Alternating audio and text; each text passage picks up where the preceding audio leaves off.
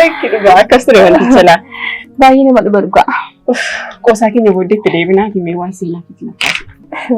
Akkamitti jaalalli jalqabdanii maalirra turtanii akkam ture jaalalli baadiyyaa keessatti akkam ture. Inni seenaan isaa baay'ee dheeraadha. Garuu waan mati qooshin sitti himaa. Sun jalqabaarraa kaasee. Egaan beektamni jaalalli baadiyyaa akkasa magaalaa miti. Waan silmoon dafin jaalala jalqabeeyyuudha. Yeroon sin jedhu yeroo umuriin koo akkas waggaa 13 jalqabe. Kan jaalladhe immoo mucaa roobaa jedhamudha. Waan baay'ee wal jaalannu ture. Ijoollummaa keenya irraa kaasnee beekii wal jaalannuuf baay'ee wal jaalanna. Namoota naannoo maatii maal dhoksinii warri kan koos warri kan isaas hin beekan turan akka wal jaalanna. Tuma kanaan jaalalli keessa waliin jirru guyyaa ta'e garuu waan adda na gaafate. Biiftuu. Baay'ee jaalala beekaa. Baay'ee sirriitti bareechin beekaa. Har'a maal kan sitti sobaare beekaa?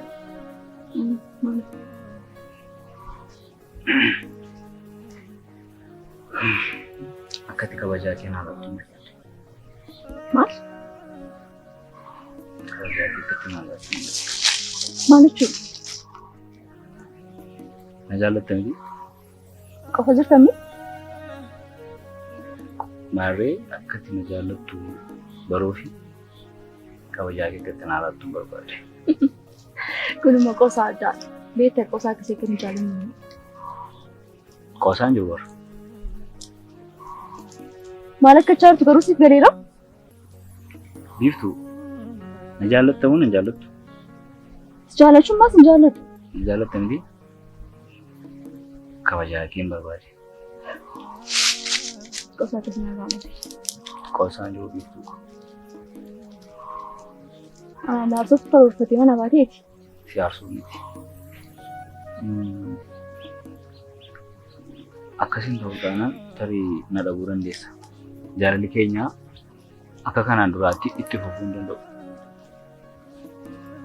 Garuu yoo kabajaa kennan laatti. Yoo akkas ta'e malee jaallattu jechuudha? Akkatti na jaallattu garuu. Baay'een gadda. Gonkumaa kana gochuu hin danda'u. Kan gochuu hin dandeessu? Gochuu hin danda'u. Tole. Atis akka kanaan duraatti jaalalli keenya itti fufuu hin danda'u. Jaalalli koo kan kee asuma irratti daangaa ta'e dhaabbachuu danda'a. Jaalalli keenya koo kana hin daangoo bare. Na jaallate yoo ta'e akkasiin na jaalladhu. Malee wanta kana si faana gochuu hin danda'u baqa. Anaaf koo kabaja koodha bare. Anis akka inni kabaja kee barbaaduu fi kabajaa kee fudhachuu barbaade. Inni kabaja na jaallatta miti. Kanaafuu kabaja koo naa eegi baqa. Kanas suuraa gochuu hin danda'u. Tole maal yaadda? Ana yoo ta'e waan yaadu tokko hin qabu. Murtoo gosa dhumaa immoo sitti miira. Wanta kana si wajjin gochuu hin danda'u baqa. Murtoo gosa dhumaa sitti himu? Ani kabajaa kee na argadhu taanaan na argachuu dandeessu. Kanaan jallee ni qola. Nus haalbiteedha kan jaallachaa turteeti. Erga hojii jaalanne waggaa ni gala. Isa waggaa baay'ee lakkoofsine beeka. Akka amma waggaa baay'ee wal jaalanne kan keessatti waan tokko si gaafadhee beeka. Yaada kottu walii galaan jirtu. Akkas miiraan bara. Yaada kee kanatti yoo biyyi isaanii itti walii galuu hin danda'u. Tole yaada kottu waliin galu taanaan na argachuun ulfaachuu danda'a. Jaalalli keenyas akka kanaan duraatti itti fufuu dhiisuu danda'a. Na dhabuun si yaaddeessu? Akkan si namni barbaadda taanaan kabajaa kee fudhachuun barbaadan. Ikkoo kan naan gaddi na dhabuun si yaaddeessu? Akkamitti gaaffii akkasii na gaafatta qo'aan koo si dhabuun barbaadu. Atis ikkoo akkuma koo kanatti yaadu qabda bara. Na dhabuun akka inni baay'ee natti ulfaatu beeka. Garuu erga wal jaallannee bubbulleera. Waggaa dheeraadha bara. Garuu kabajaa kee argachuun barbaada argachuun barbaada. Akka waggaa dheeraa wajjin haasofne beeka. Garuu wanta kana si wajjin raawwachuu hin danda'u. Yaadii isaa kun kanaaf kabaja koodha bar maal jedhee mana warra kootti deebi'ee gal mana na fuutee galta mana keessanitti. Akkasaa dubbichi. jaalalli keenya akkuma kanaatti itti fufuu hin danda'u. Jaalalli keenya kana daangaa kanaan mataan gada badu. Bada. Garuu immoo yoo dhuguma na jaallata ta'e kabajaa kee naa kenna. Kabajaa kee fudhachuu barbaada. Yoo dhuguma na jaallata ta'e hin beektu akkasi jaalladhu. Akkasi na jaallattu yoo kabajaa kee naa ittiin bara. Sirriitti bareechitee beekta. Akkam baay'ee si jaalladhu sirriitti bareechitee beekta. Garuu wanta kana yommuu ta'an as faana gochuu hin danda'u. Si galanti? Jaalalli kana malee ta'u taanaan asuma irratti dhaabbatu. Sitti moo jaalalli kee akkamitti fufuu barbaadda taanaan kabajaa kee hin barbaadu. Moo ati nama biraaf laachuu barbaaddeeti kabajaa kee na jaallatu? An jaalallee kee miti abbaa manaa kee gara fuulduraa miti an maaliif kabajaa kee hubachuu barbaaddeef?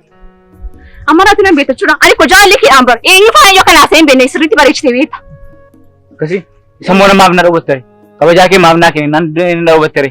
Anaafatti yoomiyyuu taanaan kan waliidha miti maaf na geessu anti hin qaqqaba booris taanaan. Dhugaa jirtu sitti moo jaalalli keenya akka itti fufuu barbaadda taanaan kabajaa kee man barbaada.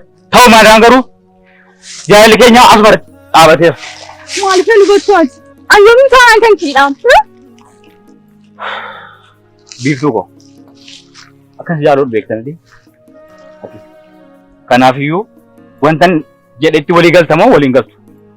Waliin galtu taanaan asuma irratti raawwata jaalalli keenya. Ani booduu badhaan bal. Kabaja kursiif kenni maalitti nafaa? Booris taanaan afati koo kan waliidhaan hin qaqqabaama. Na hubadhu kaa? Ani immoo yoo akkas ta'e malee hin barbaadu. Wajjin ta'uu hin barbaadu. Kabajaa kee fudhachuu hin barbaadu.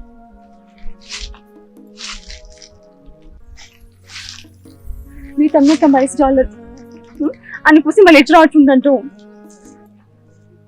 Kanaafidha bara. Anis akka itti na jaallattu baruu fedhee kabajaa kee barbaade. Ta'uu baannaan garuu asuma irratti xumura. Yoo akkasii malee jaallattu jechuudha. Xumureera. Itti yaadi. Amma nan deema. Tole kan muraani. Erga kana malee hin ta'u jettee xiqqoo ishee yaadesti. Haa ta'u. Garuu jalqaba irratti waadaa kanaaf bituu barbaade. Tole sii kan galu.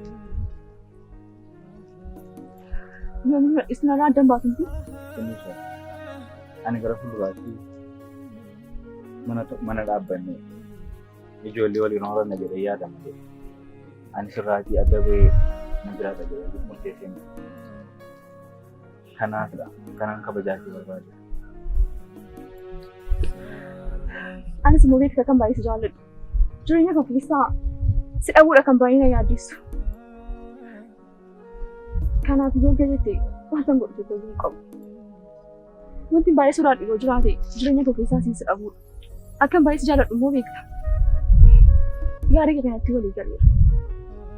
Barani wanta kanan barbaadee fi si dhabuuf miti bara. Akkan baay'ee si jaalladhu beekta. Kanaaf itti yaadi. Tolitti yaada.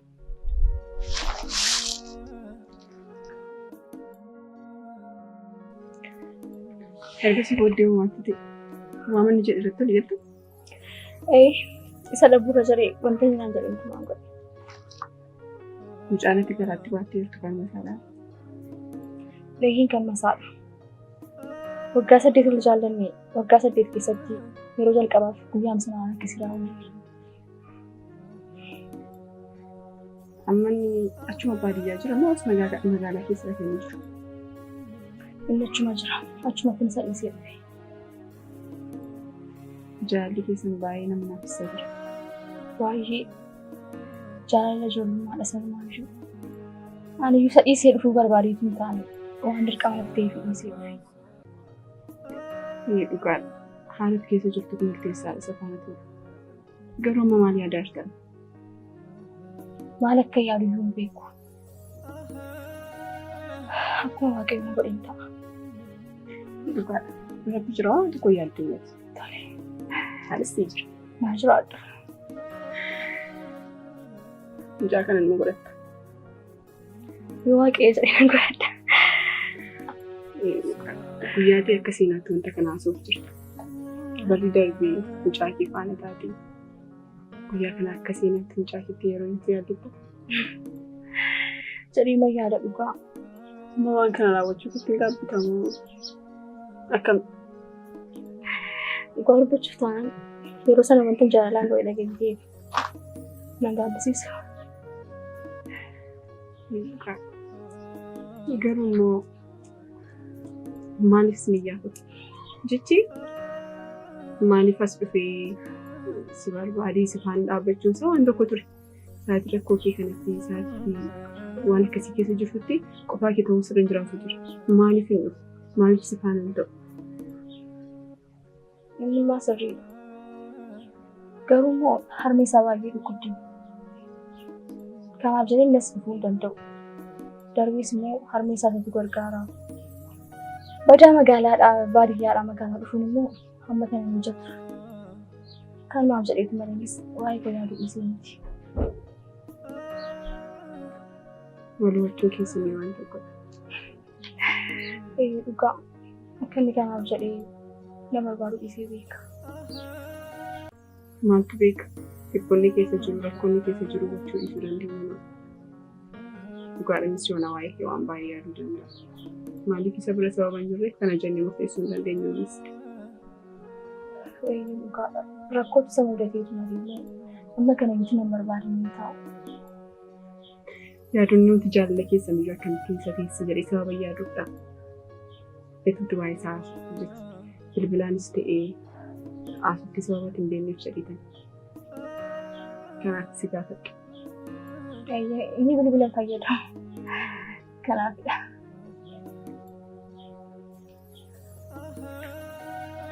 Egaa waaqayyo jira guyyaa tokko waan argina dheeyyaadha. Yoo tureeyyuu na mucaa yeroo dhufu immoo walitti isin fiddee deeman yaada. Waaqayyo jira. Akkam mucaa kana godhattee isa faana jiraachuu kan barbaadda jechi koo gara baadiyyaatti deemtee nuusatu dhufu. Akka immoo akkam maal gochuu yaada? Ani wanta isaayyuu hin beeku. Garuu immoo itti walitti deebinee walii wajjin jiraanne baay'ee nutti tola. Wanta kun ta'uun koo dirqamadha. Akkamittiin mucaa qofaa kee guddista? Yookiin inni dhufee as yookiin immoo ati haala hundumaa jiru wanti jiru hundumaa sirreessitee gara baadiyyaatti deemtee isa faana jiraachuu qabda. Malee mucaan nama tokko faana duwwaa guddachuu xumuun ta'uu deemee. Innimmaa sirriidha. Haala kanaan qofaa kan mucaa guddisuu hin danda'u. Darbees immoo mucaan koo abbaa mana akka guddatu barbaadu. Dhugaadha. Mucaan qofaatti guddatee nama isaa hin nyaamata. Kanaaf wanta kana yaaduu qabda ammaa. Yookiin inni gara kana dhufu yookiin immoo achi deemtee isa faana jiraachuu qabda. Wanta godhu hin beeku. Achi deebiin jecha jiraanna ta'ee isa gas dhufee as jiraanna ta'ee hin beeku. Garuu immoo walitti deebiin wajjin jiraachuu hawwi gosa guddaadha. Dirqama. Kun wanta yaaddee sammuu keessa natti hin lakkisiin. Jedhee mayyaada. Yeroo kana jiru erga mana kana dhufee kaastanii asii buleettiin kee badaa haala keessa jiran miti. Isuma dhufeef immoo duruma akkasii jiraatu. Maal jechuudha? Ani kuusin obboleettii koo si baddeera. Akkamitti akkas yaaduu dandeessa? Gaafuma addaa isin ilaalu badaas tola miti. Inni dhugaa kee jedhe. Wanta si faana wal qabatu miti. Yeroo ani torbee kana keessa sirrii miti. Maal lagaa jedhamte? Eenyaan wallee nagaa garuu xiqqoo riyyaa tokko nama maaf walitti buute? Seenaa baay'ee dheeraa. Baay'ee wal jaallanne. Amma wajjin jiraanne keessatti garuu isatti hin beekamu isaa. Yaaddee kana nama hin beekne faana jiraachuu. Seenaa waan tokko hin beeku. Ani qulqullummaa makoo eenyummaa gosa dhugaadhaan hin dhiyaatee jiraachaa. Inni garuu wanta keessa jiru wanta irra taa'aa jiru wanta kun namni kamiyyuu seenaa dhokataa qaban ta'e eenyummaa dhokataa seenaa garuu jaalala keessatti waan akkasii wal dhoksanii jiraachuun baay'ee murteessaadha. Guyyaa ta'e tokko fabee walitti buusuu danda'a. Akkuma koraarraa jechuudha. Baay'ee tol jaalanii faana jiraanii. Garuu yeroo dhiyoo keessatti qaamni isaa akka hojjechuu hin dandeenye. Akka miidhama qabu. Miidhama ijoollummaa akka qabu. Isaan hin beeku jaalamaa ture. Garuu gara fuulduraatti maal akka inni nama akkasii ta'an jiraachuu hin turime bakka kobbiyyaatti. Yesus ta'e maal godha? Eenyummaa isaa si dhoksee, maalummaa isaa si dhoksee si faana jiraachaa ture. Amma irratti immoo qaamni isaa akka hojjechuu hin dandeenye gara fuulduraatti akka hojjechuu hin dandeenye yeroo inni sitti dhaga'ama.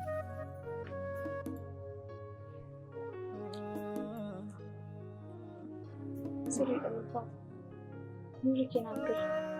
Garuu mannis immoo si dhabuurra jedhee kaasa dhoksistee hin danda'amu. Isattis immoo akka turtiistuu qabu. Natti fakkaata. Waan amma kanaa ta'e. Wanta amma kanaa ta'e nama dhoksanii jiraachuu hin danda'u. Innummaa sirriidha. Garuu immoo dhiphachuu kee waan barbaanneefis ta'uu danda'a. Yoo sitti himmu tarii dhiphatti jedhee si yaaduu danda'a biyyi ta'eef.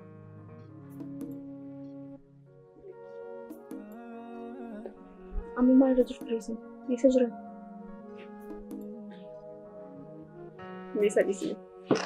Amma nyaatni nuuf isheensiif hojjeta. Asuma taa'anii. Eegisaa immoo sirrii. Dadhabaa jirtus natti fakkaata. Xiqqoo ishee dadhabuu barbaadaa jira.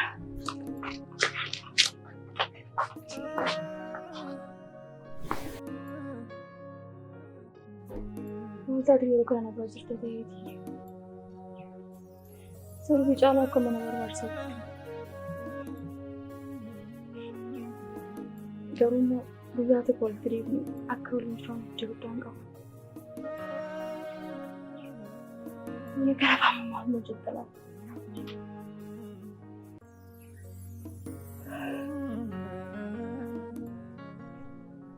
Wanta tokko gochuu hin dandeenye. Anis bakkuma jirtutti naannoo jira.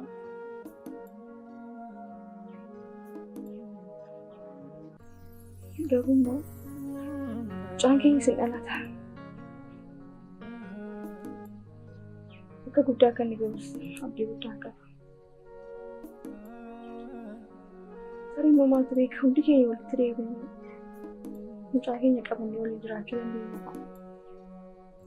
Rakkina kana keessa hundumaa yoo kana argaa abdii guddaa qaba. Garuu isaanis amma yeroo kanatti waan tokko gochuu hin dandeenye. Waaqayyo immoo hunduma keenya nagaa godhee wanta walitti nu adeemsisu. Amma sanatti nagaa keenyaaf ta'e.